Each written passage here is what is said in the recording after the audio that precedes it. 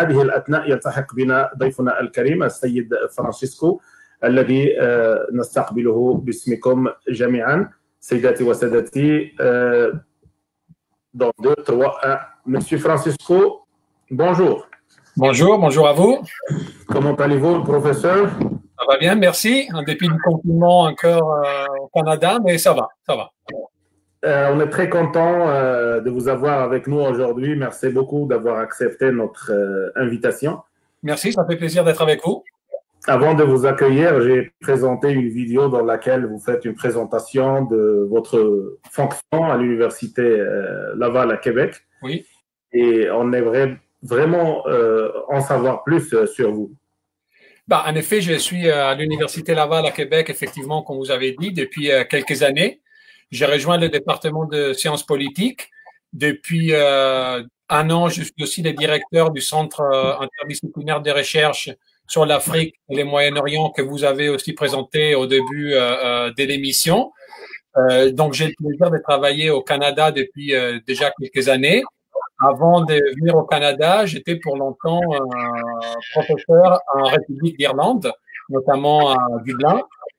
Et c'est là aussi où j'ai obtenu mon doctorat à Trinity College Dublin. C'était une expérience assez intéressante de changer de pays, de changer des langues, de venir au Québec et au Canada.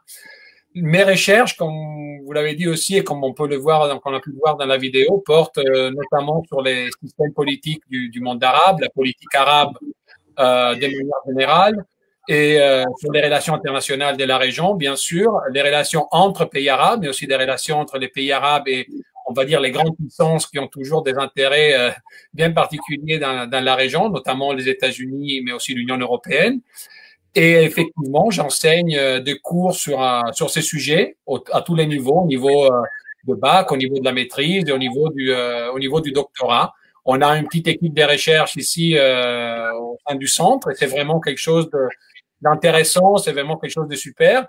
On essaie de faire beaucoup avec pas énormément de moyens, mais je pense que le centre est en train de faire sa marque, en tout cas au Québec et plus largement au Canada. Merci beaucoup, professeur. Vous êtes spécialiste de la question de démocratisation et autoritarisme dans le monde arabe.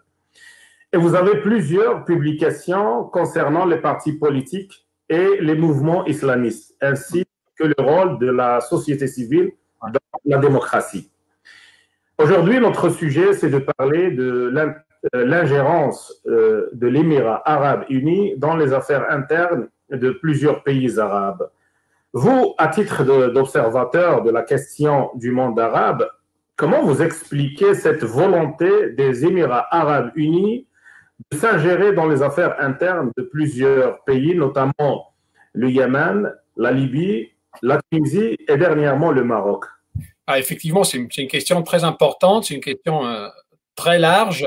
Laissez-moi peut-être commencer pour dire que ce que les Émirats arabes unis ont entrepris comme politique étrangère, ce n'est pas une nouveauté dans la région. Il y a plusieurs autres pays qui ont toujours essayé de déstabiliser, si on veut, du point de vue interne, leurs pays, d'autres pays arabes dans la région. C'est notamment aussi ce que les grandes puissances ont souvent fait. Donc, en soi, la politique des Émirats arabes unis n'est pas particulièrement étrange ou n'est pas une nouveauté dans la région. Plus spécifiquement dans leur cas, dans le cas des Émirats arabes unis, je pense que ils ont 2 lignes guides principales dans leur politique étrangère.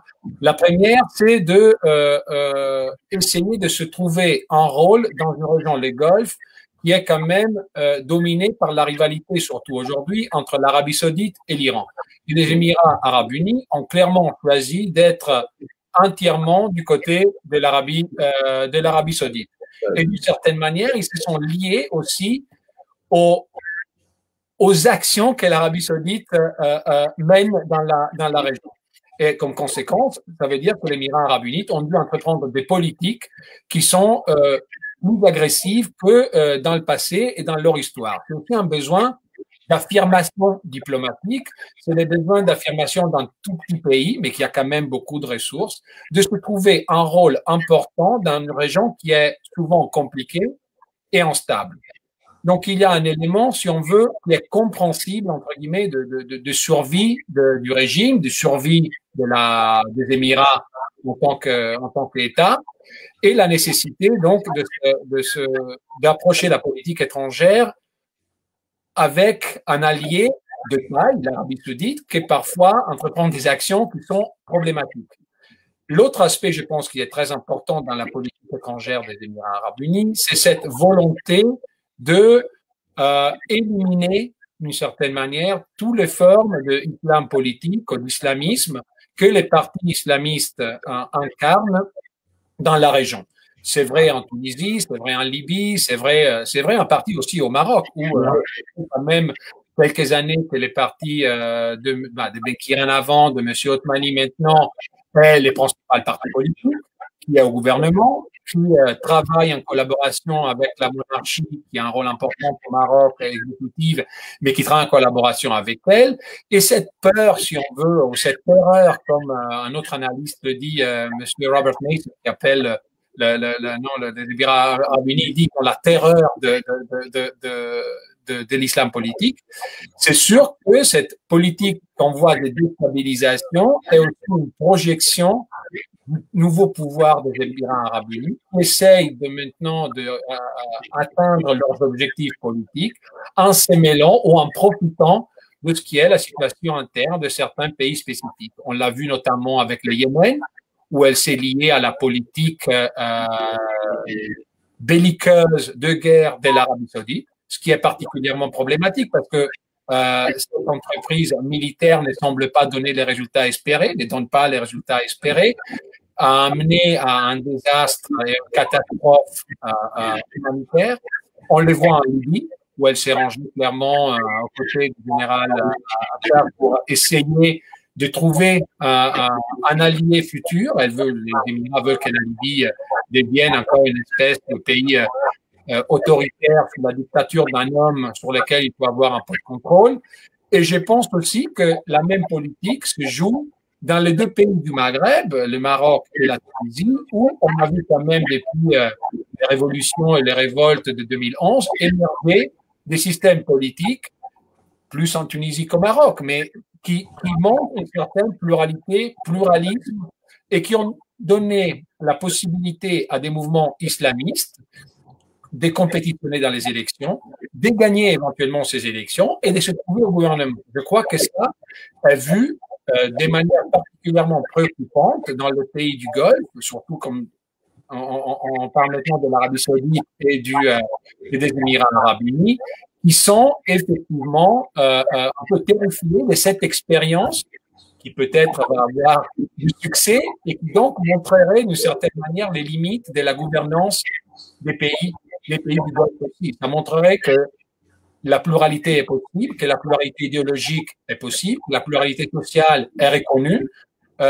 Et donc, des exemples qui ne plaisent pas beaucoup à des pays qui sont effectivement de dictature assez fermées et assez contraires à accepter la pluralité même de leur société. Je crois, si vous me permettez aussi de le dire, qu'on a vu ces types d'ingérence aussi dans la période 2011-2013 en Égypte. Il y a plusieurs recherches qui ont été menées à cet effet-là, qui effectivement montrent comment l'arrivée au pouvoir des frères musulmans a été hyper mal perçue par les puissances du Golfe et qui ont essayé d'éminer effectivement le gouvernement de M. Morsi. Ces gouvernements ont fait des erreurs, ont fait des choix qui peut-être n'allaient pas être faits. Ils ont montré un côté aussi assez autoritaire qui peut-être ne collait pas avec l'esprit de la révolution égyptienne, mais servait aussi qu'il y a eu quand même un environnement externe particulièrement hostile à leur gouvernement, et les principaux protagonistes de cette hostilité étaient les Émirats arabes unis et l'Arabie saoudite, qui ont quand même une puissance financière importante et qui la font valoir justement dans cette production d'ingérence à l'étranger. Qu'est-ce que vous dites à ceux qui pensent que cette agressivité d'intervention montrée par l'Arabie saoudite et l'Émirat arabe unis n'est pas seulement de combattre l'islamisme dans les pays arabes, mais par peur à ce que ces pays se transforment en des démocraties réelles et que cela aura des effets néfastes, même au sein de l'Émirat arabe uni, où le peuple peut demander à avoir le même système qui s'instaure, par exemple, en Égypte, en Tunisie ou dans d'autres pays. Oui, effectivement, c'est une bonne question. Effectivement, encore une fois, si on regarde l'histoire plus lointaine, et pas seulement de la région, hein, mais d'autres parties du monde aussi, comme l'Amérique latine, par exemple, à chaque fois qu'il y a eu un pays dans une zone qui est particulièrement autoritaire, dans une région qui est particulièrement autoritaire, quand il y a un pays qui essaye de faire quelque chose de différent, qui accepte les mécanismes de la démocratie, qui accepte la pluralité, qui accepte le pluralisme, on a souvent vu que ces pays ont rencontré une hostilité importante, justement parce qu'ils pouvaient devenir un exemple de ce que la population aurait pu demander dans des pays autoritaires, effectivement. Et donc, si cette expérience, on va dire, démocratique tunisienne, par exemple, est un échec, bah, les pays autoritaires peuvent se sentir renforcés dans leur croyance que la démocratie n'est pas pour les Arabes, par exemple.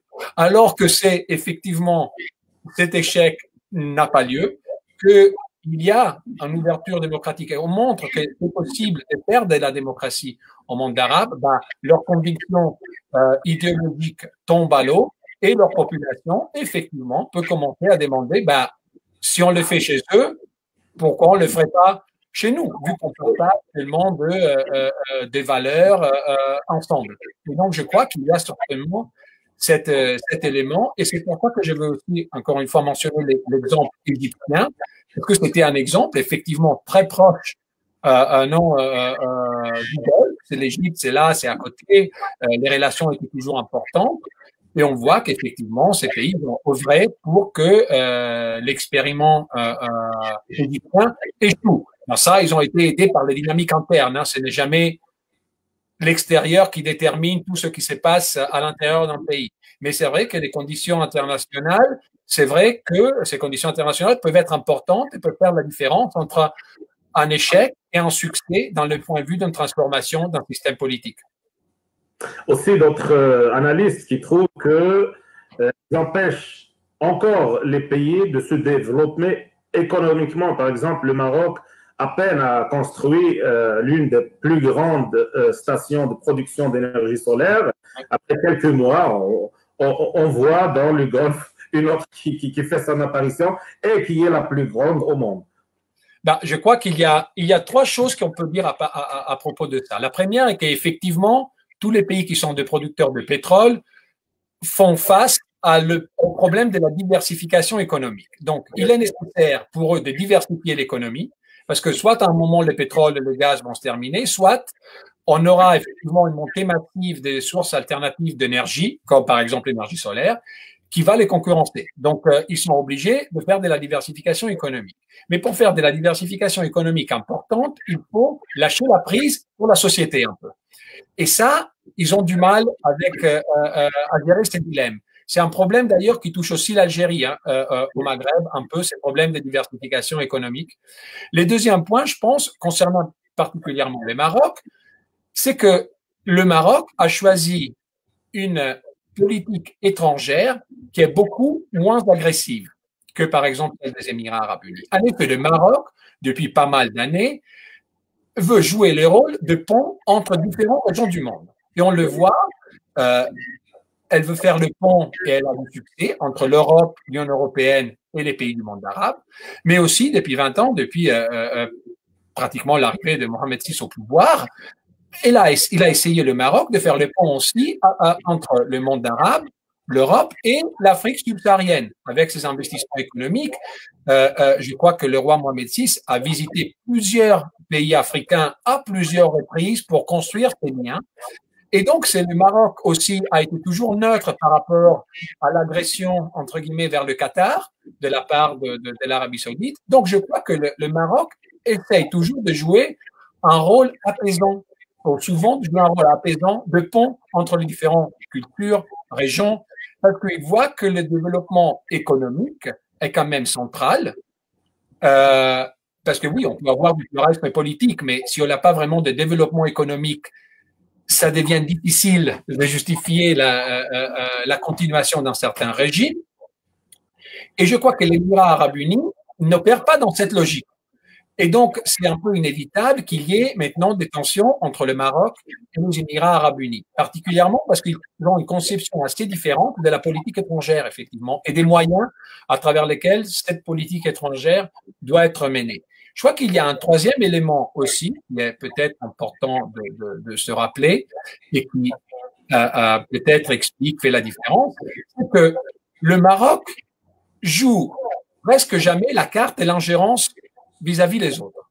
Et donc, l'idée est que il y a pas seulement une différence de substance, mais aussi une différence de style entre les deux pays. C'est qui les rend un peu, qui rend les relations un peu plus compliquées, dans le sens que le Maroc, je pense, a raison à ne pas vouloir choisir un camp déterminé, alors que les Émirats arabes unis, en ce moment, ils sont plutôt, tu n'es pas dans notre camp, tu es contre nous. Et c'est un peu la logique, non, à l'époque de monsieur Bush.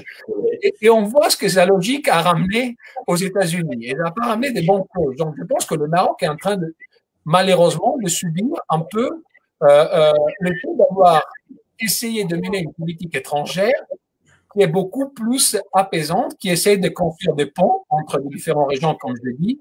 Les Émirats ne sont pas dans cette logique en ce moment. Et ils sont peut-être un peu trop attachés à l'Arabie Saoudite dans ça, et à la politique surtout des MBS récemment. C'est le principe de soit avec nous ou vous êtes contre nous. Oui, et ça, je pense qu'en politique étrangère, surtout dans une région qui est particulièrement compliquée, où il y a plusieurs conflits, je crois que souffler sur les feux, comme en Libye, comme au Yémen, mais comme ça a été le cas aussi en Syrie, fait en sorte que ces conflits continuent. Et ça, c'est au grand détriment du monde arabe en général, des citoyens ordinaires qui ont besoin, en effet, de paix, un minimum, qui ont besoin d'absence de conflits pour pouvoir résoudre leurs problèmes économiques et leurs problèmes politiques.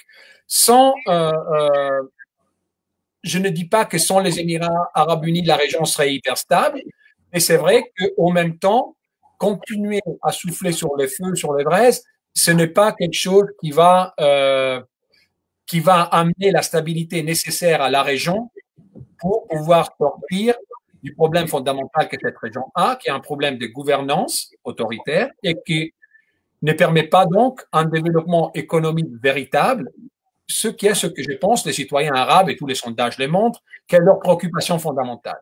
La préoccupation fondamentale, c'est l'amélioration économique de leur situation. Et ça, dans un contexte d'instabilité politique, généralement ou très rarement a lieu. Je viens de recevoir une information qui dit qu'on est diffusé sur Al Jazeera en direct. Ah bah. Donc, bienvenue aux gens qui nous suivent à partir de Al Jazeera. Monsieur Francisco, au Maroc, certains médias qui sont puissants, qui ont vu le jour au Maroc, qui ont été adoptés par le Maroc et qui ont été capables d'émerger dans le Maroc, qui sont passés dernièrement entre les mains des Émirats arabes unis. Et aujourd'hui, ils se sont transformés en un outil de propagande des Émirats arabes unis sur le territoire marocain. Est-ce que vous pensez ou vous qualifiez cela de l'ingérence politique? C'est toujours un peu une thématique compliquée. C'est toujours difficile de pointer du doigt un pays en disant vous faites de l'ingérence. Ce qui est certain, c'est que dans un marché qui est maintenant globalisé, plusieurs médias sont devenus la propriété de pays étrangers, de fonds étrangers, d'entrepreneurs étrangers. Est-ce que ça change la politique éditoriale de ces médias? Les recherches nous disent que oui, généralement, c'est le cas. Cette politique éditoriale change. Tout le travail qui a été fait par Herbert Herman, parmi des autres, montre qu'effectivement, cette ligne éditoriale généralement change. C'est sûr que dans une région qui est assez fermée comme le monde arabe, vous n'avez pas les mêmes, qui n'a pas les mêmes structures, même pas légales, que l'Union européenne peut avoir, par exemple, en ces termes, où les marchés européens est vraiment intégrés.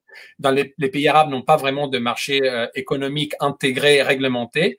C'est sûr que des acquisitions de tel type envoient un signal un peu préoccupant, hein, non, si on les voit du point de vue du Maroc, parce qu'effectivement, on se retrouve avec des médias importants qui sont possédés maintenant par des entreprises de pays étrangers avec lesquels on a des différends diplomatiques significatifs depuis déjà un bon moment. On parle de cette crise aujourd'hui au mois de juillet, mais cette crise, elle ne remonte pas à hier, ça remonte déjà de quelques mois, si ce n'est pas déjà quelques années. Et donc, c'est sûr que c'est préoccupant, je pense, pour le Maroc. En même temps, je crois que les structures politiques, les structures sociales marocaines ont la capacité, et l'ont montré à travers plusieurs crises, de pouvoir résister, si on veut, et répondre à cette menace, à cette perception d'ingérence, parce que c'est quand même un système politique qui a trouvé sa stabilité en essayant d'incorporer au fur et à mesure, hein, sur des longues années, les voix plurielles qui existent effectivement dans la société. C'était le cas des Amazighs, c'était le cas du Parti socialiste à la fin des années 90, c'était le cas du Parti islamiste dans les 15 dernières années. Donc, je crois que le Maroc, tout doucement, a compris la pluralité de sa société et a essayé de construire un système politique qui essaye en partie de répondre à cette pluralité. Et ces structures, je crois, ont la capacité de résister à cette ingérence, surtout que je crois que la politique étrangère des Émirats ne fait pas vraiment beaucoup de consensus en dehors des autres pays du Golfe. C'est ça, je crois que ça va un peu probablement calmer les jeux. Le fait que, probablement avec un changement d'administration aussi aux États-Unis, les choses vont s'apaiser un peu dans la région aussi. Si on prend l'exemple du Yémen, de la Libye, est-ce que vous ne voyez pas que là où les Émirats arabes unis sont nés, les résultats sont catastrophiques? Ils ne sont jamais... Oui, c'est une très bonne question. Je crois que d'un côté, ce serait problématique d'indiquer seulement les Émirats comme ceux qui font de l'interventionnisme, on va dire. Ce n'est pas le cas. Ces problèmes, c'est que les problèmes de la Libye, les problèmes du Yémen, les problèmes de la Syrie, c'est qu'il y a eu trop de pays qui ont essayé de non utiliser des crises locales pour des fins propres et pour jouer sur le terrain de quelqu'un d'autre des rivalités régionales ou même des rivalités mondiales. Donc, je ne crois pas que ce soit correct d'indiquer les Émirats arabes unis comme les seuls coupables, mais c'est vrai aussi que les Émirats arabes unis ont été parmi les pays qui plus ont, d'une certaine manière, fait en sorte que cette ingérence étrangère donne des résultats en termes de conflits, en termes de crises humanitaires, qui ne sont vraiment pas, je pense, acceptables. Mais ils ne sont pas les seuls. Je pense par exemple au cas libyen que vous avez mentionné, M. Hadraoui. Je crois que l'intervention des Émirats arabes unis n'aurait pu pas se faire à ce niveau sans, par exemple, le hockey de la France. Et c'est le même cas en Syrie. Je pense que le fait que les États-Unis aient pratiquement délégué à l'Arabie saoudite leur politique vers la Syrie, ça fait en sorte que on a eu le résultat qu'on a eu en Syrie aussi. Donc, je crois que les problèmes, malheureusement, d'interventionnisme dans la région, qui a une longue histoire, encore une fois, malheureusement, parce que souvent cet interventionnisme a amené des résultats négatifs, c'est un interventionnisme de longue durée et qui date depuis très longtemps. On est en train de voir justement seulement une autre phase de l'interventionnisme. Jusqu'à quand cet interventionnisme s'arrête, on prend la forme d'essayer de trouver de la collaboration et de la coopération pour résoudre les conflits. Au lieu de souffler sur les braises, je pense que malheureusement, plusieurs États arabes, comme la Libye, comme le Yémen, comme la Syrie, auront vraiment des difficultés à se rétablir et à retrouver une paix durable qui puisse amener à un véritable développement économique. Merci, professeur. On va passer à un autre volet selon des sources de assahafa.com. Une personnalité marocaine, professeur à Harvard School, qui était invité à venir à l'Université Laval à Québec pour faire un discours. Est-ce que vous confirmez cette information?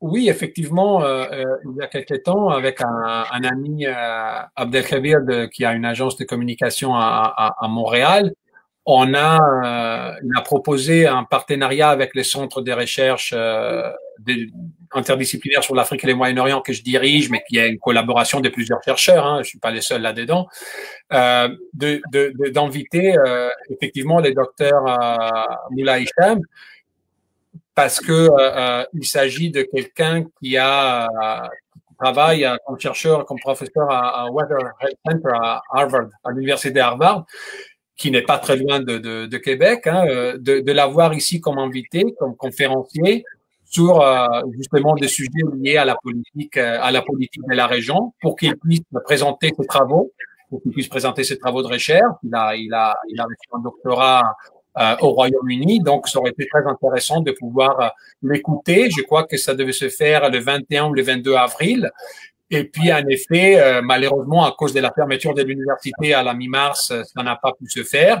J'espère qu'on aura l'occasion de l'avoir ici. On a souvent des invités étrangers, des professeurs, des chercheurs qui viennent tenir des conférences chez nous pour nos étudiants et pour les autres membres du milieu universitaire. Et j'espère qu'effectivement, cette année, peut-être à l'automne, si l'université réouvre, ou peut-être, j'espère, l'année prochaine, de pouvoir l'avoir ici parmi nous et qu'il puisse faire sa conférence à nos étudiants et aux membres du personnel qui sont intéressés, effectivement, oui. Merci.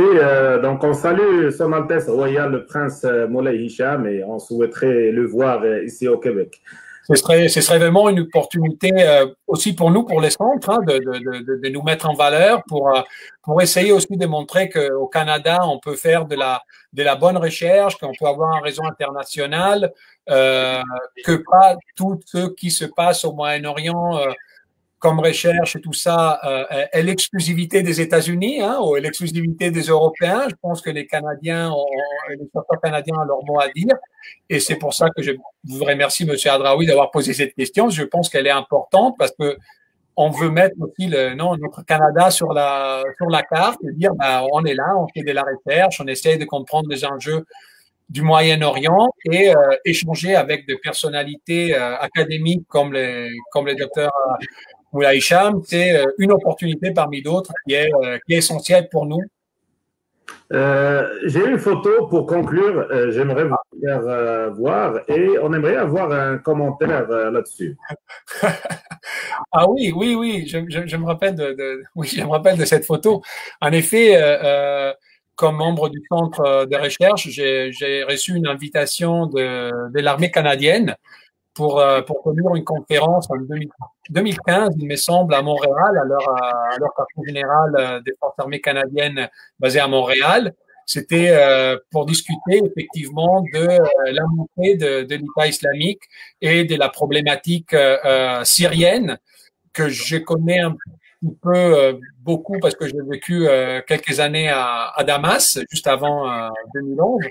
Et j'étais invité justement pour tenir une conférence à des soldats qui allaient être déployés en Irak, il me semble, au Kurdistan irakien, il me semble, peu après que j'ai tenu cette conférence.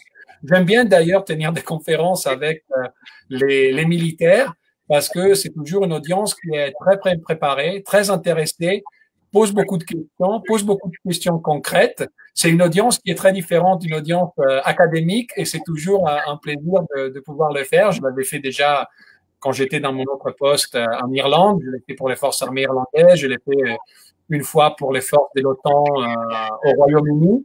Et ouais, ça me fait plaisir de revoir cette conférence. C'était vraiment une belle expérience. C'était un grand plaisir, Monsieur Francesco, que de vous avoir avec nous aujourd'hui. Et d'ailleurs, vous avez dit que la politique étrangère, ce n'est pas juste l'affaire de l'Europe ni des États-Unis, c'est aussi du Canada. Et aujourd'hui, nous avons l'exemple. On est vraiment très ravis de passer cette demi-heure avec vous. Je vous laisse pour un mot de fin. Merci beaucoup. Je répète, en ce qui concerne la thématique du jour, je crois que c'est important de se concentrer sur ces types d'ingérence, parce que l'ingérence n'est pas seulement un fait militaire, il est de plus en plus un fait aussi culturel, il est un fait médiatique. On joue beaucoup sur la public diplomacy, sur la diplomatie publique. Il y a tout type d'ingérence. Je crois qu'il faut regarder à cette ingérence comme problématique parce que elle est visée à diviser et non pas à créer de la collaboration. Et je crois qu'en ce moment, le monde arabe a besoin de plus d'unité, il a besoin de plus de collaboration. Je crois que de ce point de vue, la politique étrangère du Maroc est un peu un exemple parce que je le répète, le pays veut servir comme pont entre différentes idéologies, différents pays, différentes régions, différentes interprétations de la religion même. Malheureusement, je pense que ce qui vient du Golfe en ce moment, en particulier, avec la bénédiction des États-Unis, est particulièrement problématique pour la stabilité de la région. Et ça, c'est quelque chose, je crois, qu'on devrait peut-être mettre l'accent un peu plus. Et je crois que le Canada a un rôle à jouer là-dedans, justement, parce que en politique étrangère, il y a quand même des différences avec les États-Unis et parfois des différences avec l'Europe, qui parfois ne sont pas reconnues comme telles, mais qui existent. Merci beaucoup, Monsieur Francesco. Espérons vous revoir encore une autre fois parce qu'on a beaucoup de sujets qu'on aimerait vous entendre parler de. Merci beaucoup, Monsieur Adraoui. Je reste toujours disponible.